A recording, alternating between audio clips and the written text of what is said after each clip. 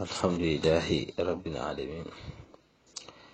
wasalaatu wasalaamu ala rasulillah. ñu ngi sant yàlla di julli ci yonent bi sallallahu alayhi wa sallam di am mbégte ñëw àndaat ak yéen ci suñu seen bii di Albaatinu TV di njukkal mboolem ñi nga xam ne ñoo ngi abonné tey partage vidéo yi ak mboolem ku ñuy siiwut te abonné wooy ñoo ngi lay njukkal di la ñaan nga abonné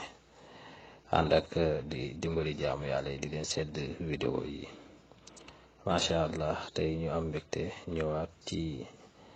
indi secret bu am solo lool bu jëm ci wàllu bayre bu rëy boo xam ne yaa ngi ci bërëb di liggéey te bëgg ci bayre bëgg ubbeeku ba ñëpp ràññee la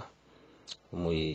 ci loo munti yëngu nag ci kàttanu yàlla boo jëfandikoo bayre bi ci diiru 20 jours danga ci gis ubbeeku bu baax incha allah.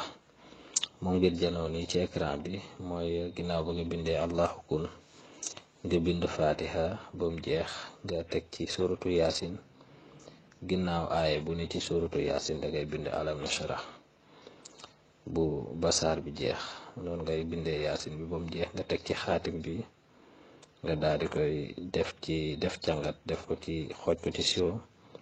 boole ko xobi new juróom-ñaari xobi new ak sungufu doogoot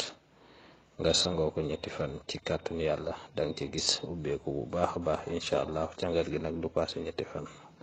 Asalaamaaleykum wa rahmatullah.